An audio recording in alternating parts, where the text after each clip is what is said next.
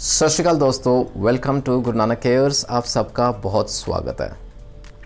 आज बात करेंगे अल्सरेटिव कोलाइटिस की। दोस्तों, the last request that came was for that of colitis, तो आज ना इसी टॉपिक पे चर्चा करेंगे। Let me share with you the aim of today's video. आज की वीडियो का आपको क्या बेनिफिट मिलेगा। दोस्तों, अल्सरेटिव कोलाइटिस नाम की ये जो बीमारी है ना, it is I label it as a dirty disease. ये एक कोई आम बीमारी नहीं है, it is a serious disorder. ये एक इस तरह का डिजीज़ है that goes lifelong actually. और जो मेरे दोस्त जूझ रहे हैं ना अल्सरेटिव कोलाइटिस से, वो बहुत बेहतर इस चीज़ को समझेंगे कि since this is a life long disorder, हमें जीना पड़ेगा इस बीमारी के साथ। तो इसलिए ना इसकी बेसिक अंडरस्टैंडिंग होनी बहुत ज़रूरी है, इसका ज्ञान होना बहुत ज़रूरी है, इसे समझना बहुत ज़रूरी है, since we have to live with it now. तो इसलिए आज की aim of today's video I would say is the basic understanding in very simple and short terms. What is ulcerative colitis, इसके क्या लक्षण हैं, क्या पहचान है, क्या सिम्टम्स हैं, some do's and don'ts that we need to take care of, है ना।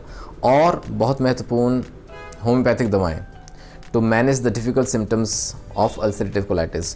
Also I would like to add to this के ये ना टोटलिटी में कैसे हेल्प करेगी homeopathy. And the final aim is to have an improved quality of life in a colitis patient. आइए बात करते हैं अल्सरेटिव कोलाइटिस की। दोस्तों, अल्सरेटिव कोलाइटिस नाम से हमें थोड़ा आइडिया हो जाएगा। अल्सरेटिव से आइडिया है कि देर आर अल्सर्स इनसाइड, ठीक है। कोलाइटिस इज कोलोन की inflammation, itis is inflammation, colitis is colon की inflammation. So ulcerative colitis we have got a basic idea क्या रहता है। It is basically an inflammatory bowel disease, IBD, inflammatory bowel disease, bowels के साथ linked है ये बीमारी। And this causes irritation, it causes inflammation, it causes ulcers inside the large intestine, जिसे हम कोलोन कहते हैं, ठीक है।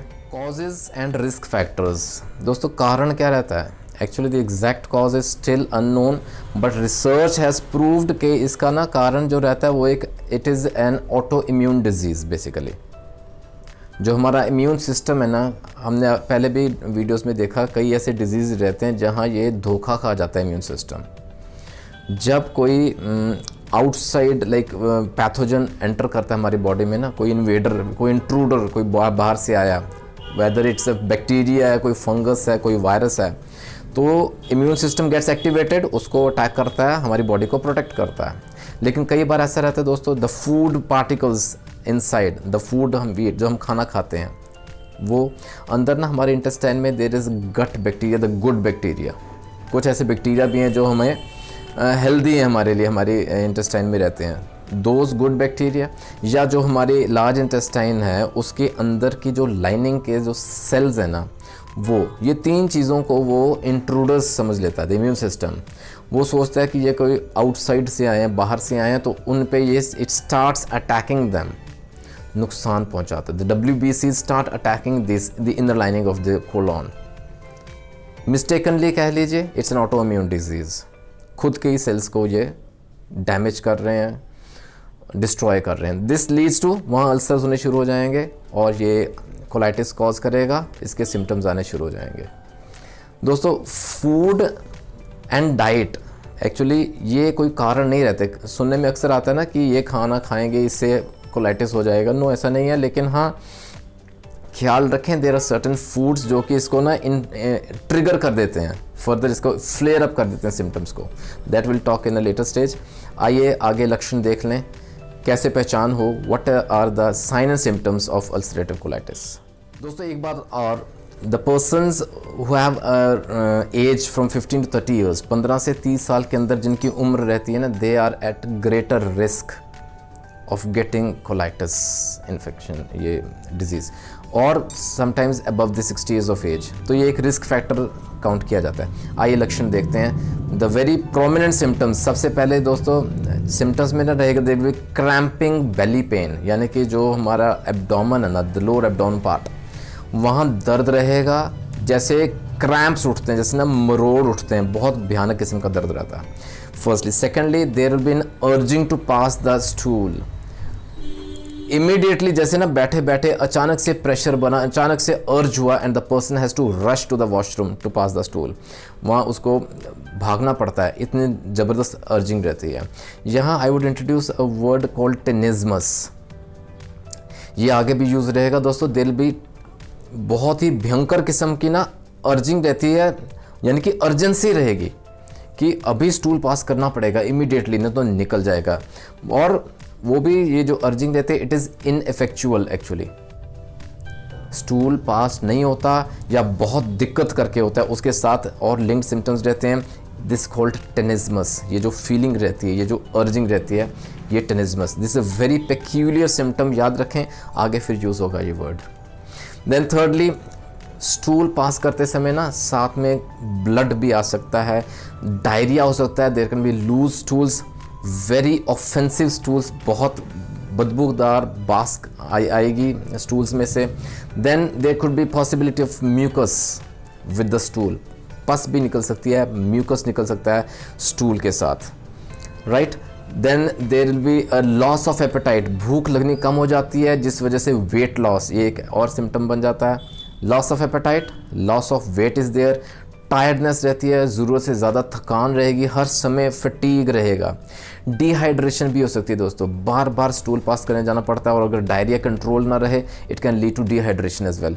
वीकनेस रहती है, अंदरूनी कमज़ोरी रहती है पेशेंट के अंदर। और तो दोस्तों कई ना डिफरेंट सिम्टम्स अलग से आते हैं। For example skin source, skin के ऊपर सोर्स होने शुरू हो जाते हैं, छू नहीं पाते वो एरिया को। फिर आई पेन, आँख में दर्द हो सकता है इसके वजह से, ठीक है। And then joint pains can also occur here, कई बार होता है the small joints of the body they also start to pain. बुखार हो सकता है, it can lead to fever. Canker sores, you call it actually aphthous ulcers, aphthae बन जाते हैं बॉडी में, तो वो अगेन अल्सर्स हैं, एक तरह के ब्लीडिंग हैं, दर्द रहती है, वीकनेस रहती है। ये कुछ सिम्टम्स ऑफ अल्सरेटिव कोलाइटिस। छोटा सा एक पॉइंट आपके साथ शेयर करूंगा, आपके और नॉलेज में शायद इजाफा हो जाए। जो हम बात कर रहे हैं, we are talking about the inflammatory bowel disease, that is ulcerative colitis, right. ऐसे एक टर्म रहती है दोस्तों क्रॉन्स डिजीज़, वो भी मिलते जुलते सिम्टम्स रहते हैं, उसमें भी इन्फ्लेमेशन रहती है, but ulcerative colitis is inflammation of the colon, वो लार्ज इंटेस्टाइन की रहती है। लेकिन अगर बाकी पार्ट्स कोई डाइजेस्टिव ट्रैक्ट के इन्फ्लेमेशन हो जाए कहीं, तो that we term as Crohn's disease with similar symptoms. और एक टर्म आती है, we call it irritable bowel syndrome. अब इसमें भी ना सिम्टम्स मिलते जुलते हैं, the bowel movements are disturbed, लेकिन द कारण क्या रहता है इसका, वो जो इंटेस्टाइनल के मसल्स हैं ना उनमें कोई दिक्कत रहती है, that leads to irritable. Diagnose कैसे किया जाए? डायग्नोसिस की बात करें तो सिंपल ब्लड टेस्ट है सबसे पहले तो दोस्तों। वी कम टू नो कि RBCs कम तो नहीं हो रहे हैं, that can lead to anaemia, क्योंकि ब्लीडिंग हो रही है स्टूल्स में और बार बार स्टूल पास हो रहा है, RBCs this loss of blood there, तो वो अपीयर हो जाएगा ब्लड टेस्ट में। Otherwise very specific test that is sigmoidoscopy is undertaken. Sigmoidoscopy जो कि lower part of the colon है, जिसको हम सिग्मोइड कॉलन कहते हैं, वहाँ उस एरिया तक सीमित रहती है।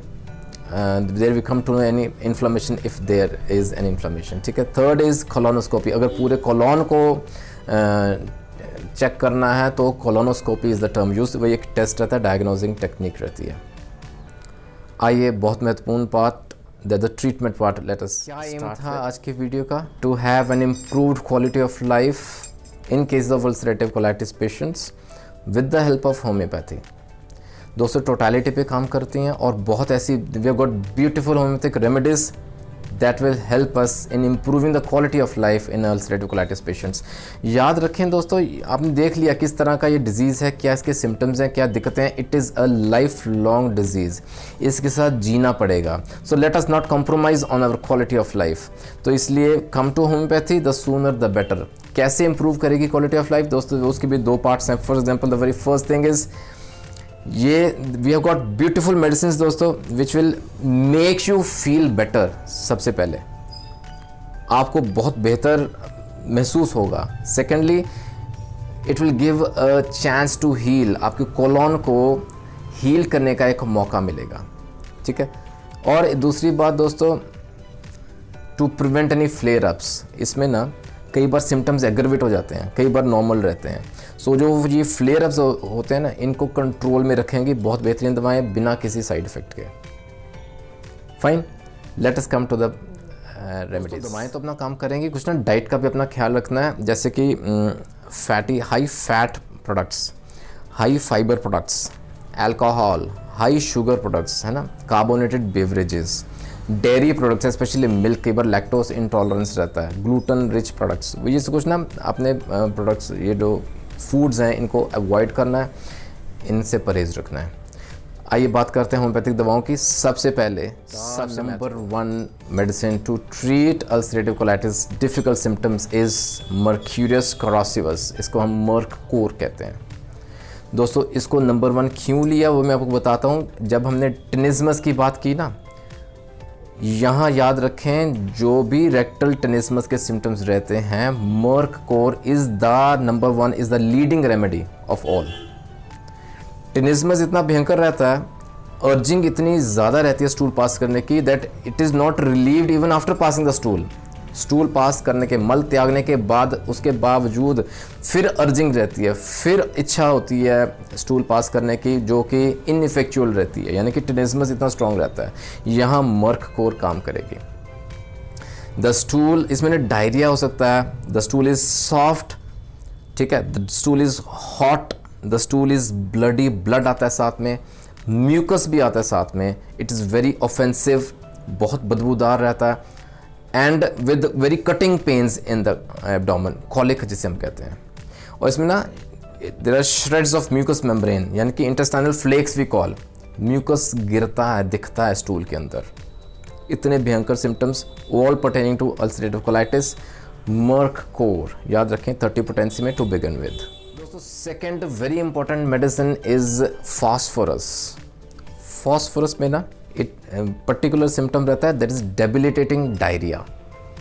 वाई डेबिलिटेटिंग डायरिया, क्यों इतना, ये ना मैं आपको बताऊं, लूज स्टूल्स रहते हैं लेकिन बहुत भयंकर कमज़ोरी कर देते हैं, वीकनेस बहुत ज़्यादा हो जाती है, और लगातार स्टूल ऐसे पास होता है कि जैसे ना एनस खुला ही रह गया है, ऐसा पर्टिकुलर सिम्टम है। और खून आता है, there is blood with the stool, जहाँ कहीं हीमरेज रहेगी, जहाँ कहीं ब्लीडिंग रहेगी ना, phosphorus will be the drug of choice. तो यहाँ जो इतना ज़्यादा टायर्डनेस, वीकनेस महसूस होती है after such debilitating diarrhoea, phosphorus will work here. Again start with the small potency to begin with, बाकी it depends on the severity of the conditions. Talk to your physician, बात करके फिर treatment शुरू करें। Phosphorus एक और बहुत महत्वपूर्ण दवा है दोस्तों, जिसे कहते हैं कॉल्चिकम। इसमें भी ना स्टूल्स जो हैं बहुत डिफ़िकल्ट रहते हैं, रेक्टम में रहते हैं स्टूल्स, लेकिन it is difficult to expel them out, बाहर निकालने में दिक्कत रहती है, पेनफुल रहते हैं, वाइट श्रेडी पार्टिकल्स दिखते हैं स्टूल के अंदर। और जैसे हमने बात की थी ना, sensitive auto immune disease colitis, और उस वजह से ना कई बार जॉइंट पेन्स शुरू हो जाती हैं, अगर वो कोइंसाइडिंग साथ में सिम्टम है, colchicum is the drug of choice, again 30 potency. दोस्तों एक और बहुत ही इंपॉर्टेंट होम्योपैथिक रेमेडी है जिसका नाम है merc soul.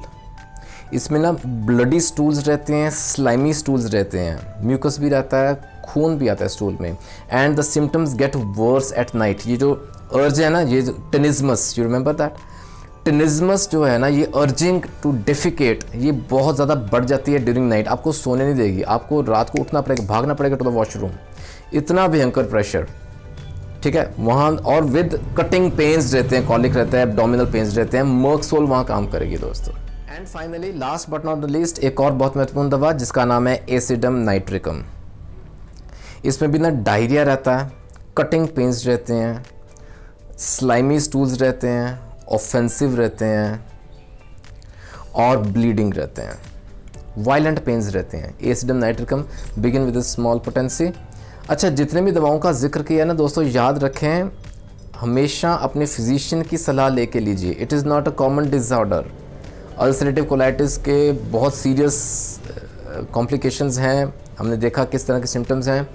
Always talk to your doctor, अपने फिजिशियन को अपना केस दें, डिस्कस योर सिम्टम्स, क्योंकि अगर बहुत महत्वपूर्ण आपको इम्प्रूवमेंट चाहिए सिम्टम्स में, ये तो सब थे सिम्टोमेटिक रिलीफ के लिए दवाएं, साथ में आपकी कॉन्स्टिट्यूशनल रेमेडी अगर जुड़ जाए that will work wonders for you and in totality you will feel an very improved quality of life.